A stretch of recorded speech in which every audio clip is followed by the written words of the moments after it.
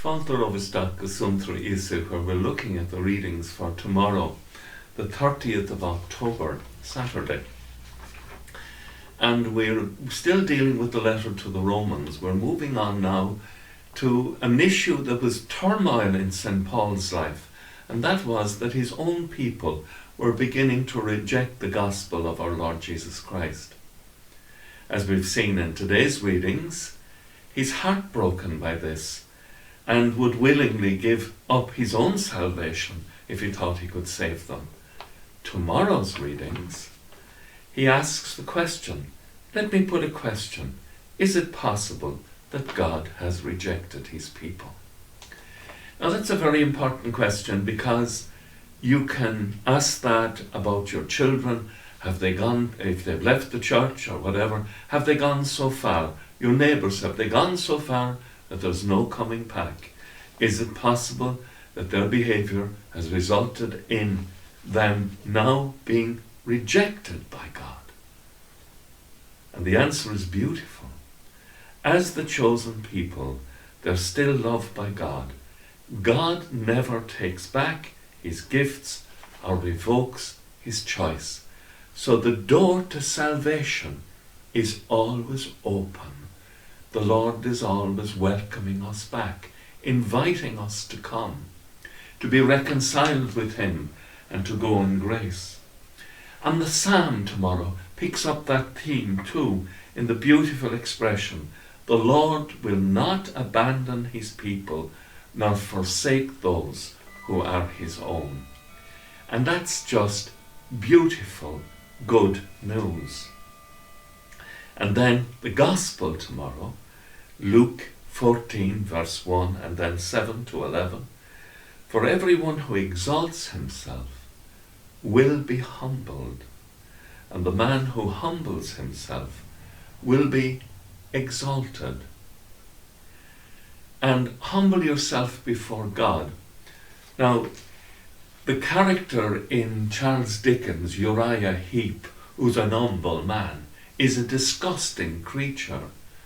And there is a level of false humility about the world.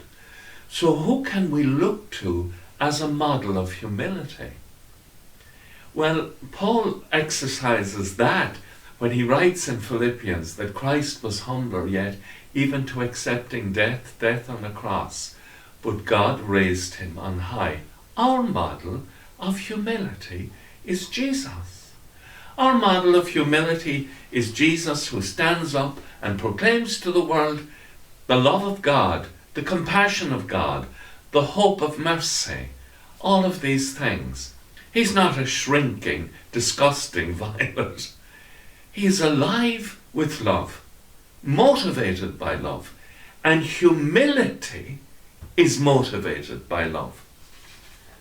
And that's what's absent in Uriah Heep. There is no love of others in Uriah Heep. He just loves himself. Humility is based in loving service of others for sheer love of them and for the joy of loving them, the joy that God has in loving. That is the nature of humility. So for everyone who exalts himself, we will be humbled, the Uriah Heeps of the world. And the man who humbles himself in service of others, in service of love, will be exalted. And finally, this weekend we remember one of those who are exalted, who was beatified by Pope John Paul II on the 27th of September 1992. And that's Dominic O'Quillan, or Dominic Collins.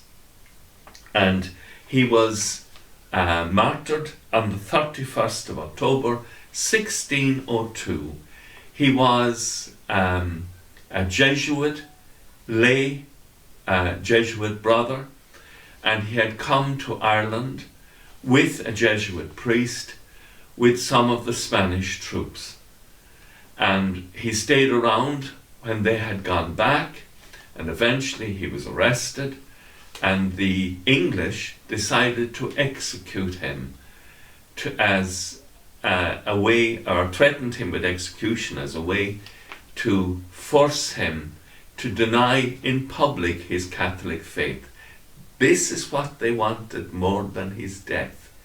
They wanted the victory of seeing a native person who'd come from County Cork and gone out. He'd come from Youghal, and he'd come out from Youghal and gone to Europe and been a soldier there, and then he came under the influence of a Jesuit chaplain, and he decided that he wanted to become a Jesuit priest himself, and he was in the process of becoming a Jesuit priest.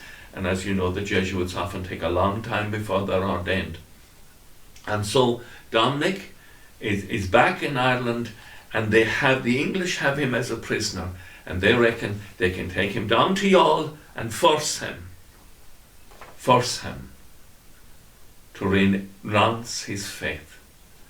But he gave a beautiful talk in English and in Irish, in which he said he was quite happy to pray for those who were executing him, and he was quite happy to be faithful to his faith. So this weekend marks the anniversary of Blessed Dominic O'Quillan. I hope you all have a lovely weekend, and that the Lord blesses you really strongly as we head into the feast of Sunday, the resurrection of Christ, Monday, All Saints, and Tuesday, the feast of All Souls. I hope slán agus banach dé arif go léir. Slán before. Bye for now.